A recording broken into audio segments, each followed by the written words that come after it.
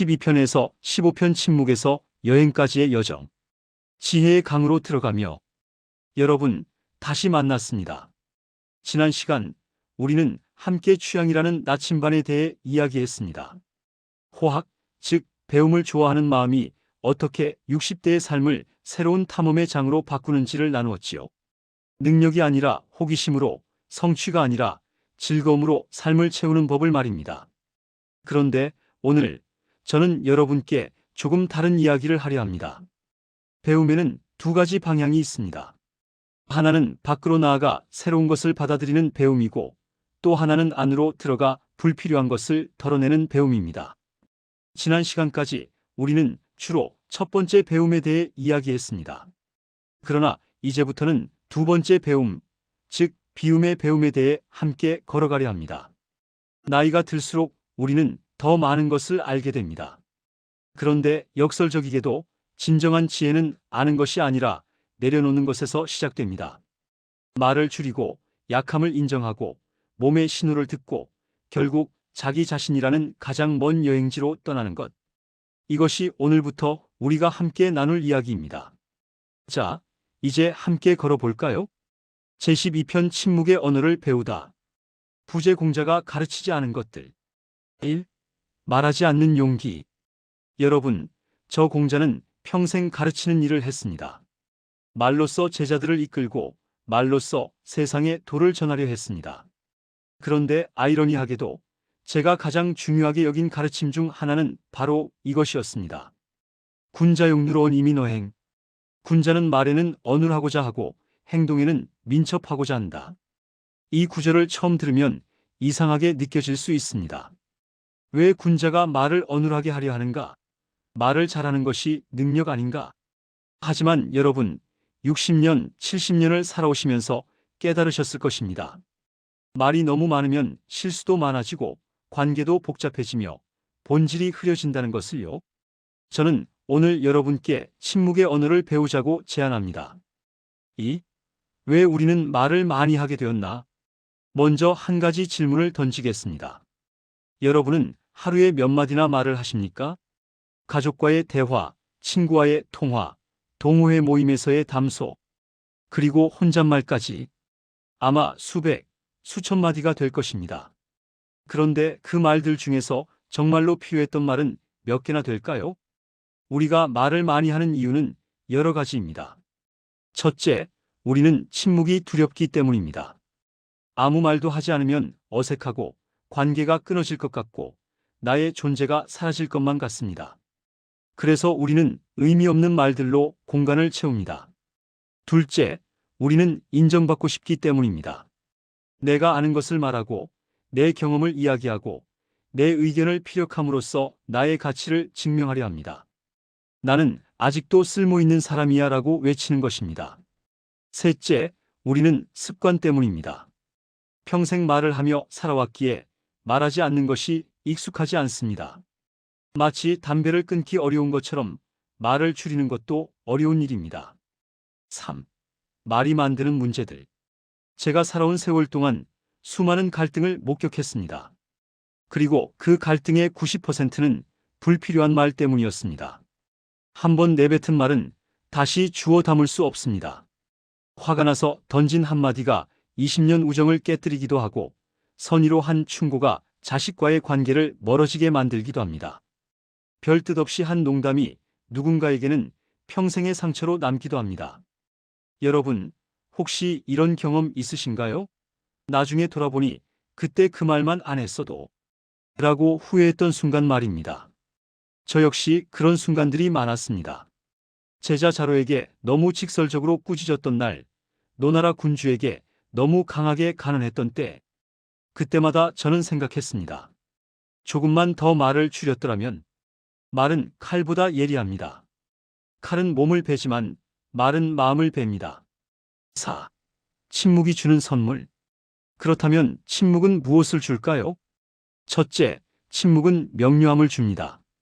말이 많으면 생각이 흐려집니다. 말을 하는 동안 우리는 다음에 할 말을 준비하느라 상대의 말을 제대로 듣지 못합니다. 그러나 침묵하면 세상이 선명해집니다. 상대의 표정, 목소리의 떨림, 말 뒤에 숨은 진짜 감정이 보입니다. 둘째, 침묵은 존중을 줍니다. 누군가의 이야기를 끝까지 듣는 것, 조언하지 않고 그저 함께 있어주는 것. 이것이 진정한 존중입니다.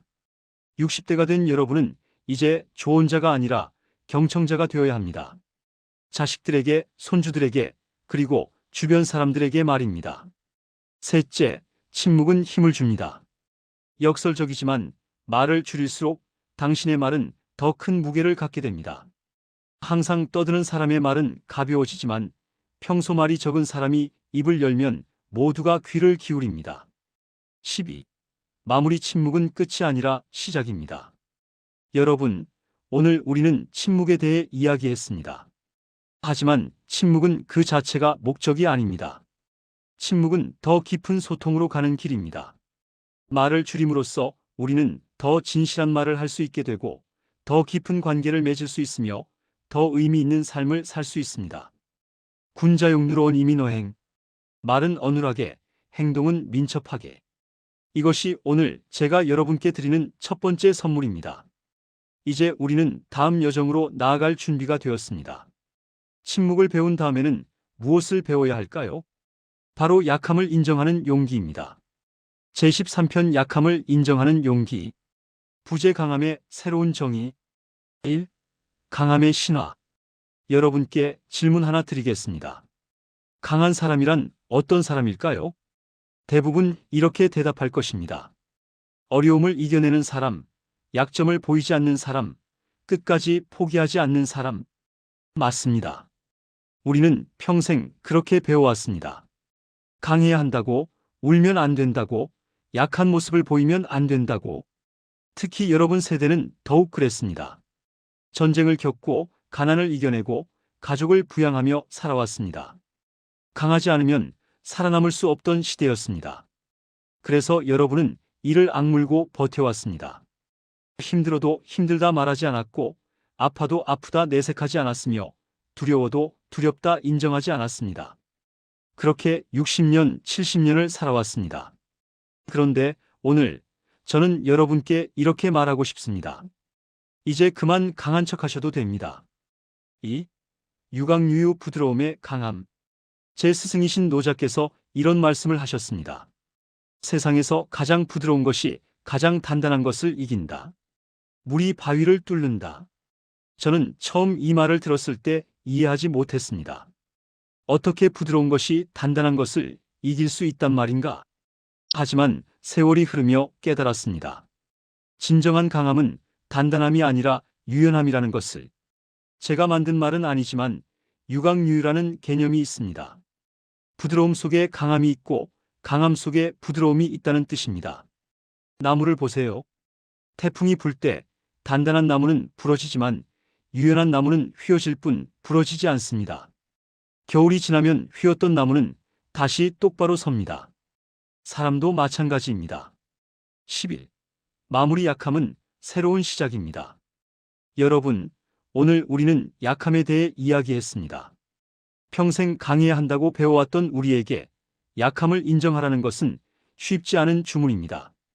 하지만 이것을 기억하세요. 약함을 인정하는 것은 포기가 아니라 수용입니다. 약함을 드러내는 것은 패배가 아니라 정직함입니다. 약함을 받아들이는 것은 끝이 아니라 새로운 시작입니다. 나이가 들수록 우리는 약해집니다. 이것은 슬픈 일이 아닙니다. 자연스러운 일입니다. 그리고 이 약함을 통해 우리는 더 인간다워지고 더 진실해지며 더 사랑받을 수 있게 됩니다. 유강유유.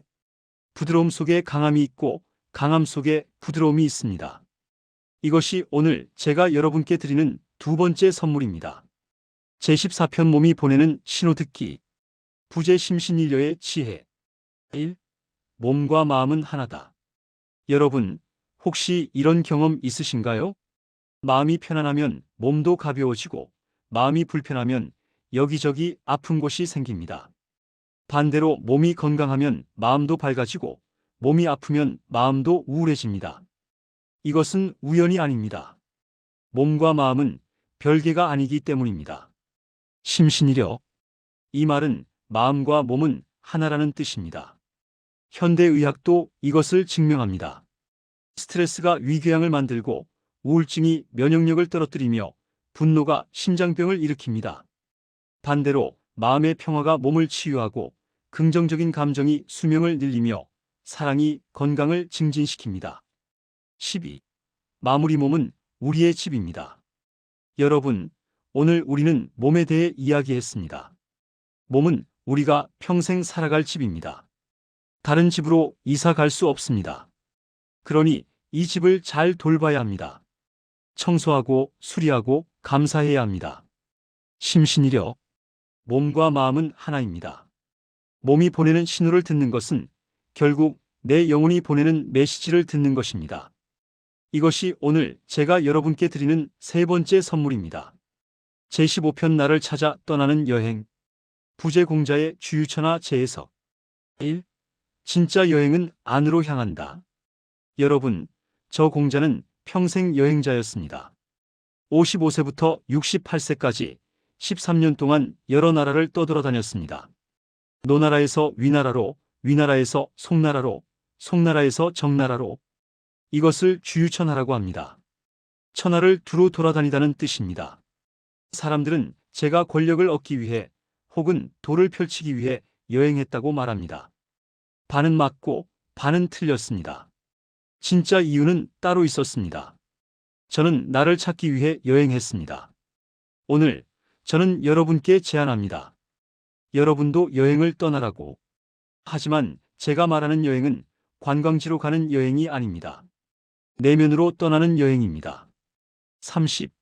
영원한 작별이 아닌 새로운 만남. 이제 이 긴 강의를 마칩니다. 하지만 이것은 작별이 아닙니다. 저는 여러분 안에 살아 있습니다. 여러분이 침묵할 때마다, 여러분이 약함을 인정할 때마다, 여러분이 몸의 신호를 들을 때마다, 여러분이 내면 여행을 떠날 때마다 저는 여러분과 함께 있을 것입니다. 하기 시습지 불영여로 배우고 때때로 익히니 또한 기쁘지 아니한가. 제가 첫 강의에서 했던 말로 이 마지막 강의를 마칩니다. 배움은 끝나지 않습니다.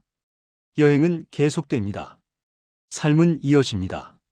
사랑하는 60대 여러분, 여기까지 오시느라 수고 많으셨습니다. 이 긴 여정을 함께 걸어주셔서 감사합니다. 이제 여러분 차례입니다. 제 말을 기억하는 것도 좋지만 더 중요한 것은 실천하는 것입니다. 오늘부터 시작하세요. 침묵을 연습하고 약함을 인정하고 몸과 대화하고 내면을 여행하세요. 여러분의 인생은 아직 끝나지 않았습니다. 아니, 지금부터가 진짜 시작입니다. 60대는 인생의 황혼이 아닙니다. 인생의 황금기입니다. 이제 여러분은 자유롭습니다. 이제 여러분은 지혜롭습니다. 이제 여러분은 준비되었습니다. 세상은 여러분의 지혜를 기다리고 있습니다. 공자 올림. 기원전 479년 노나라에서 그리고 2025년 당신의 마음속에서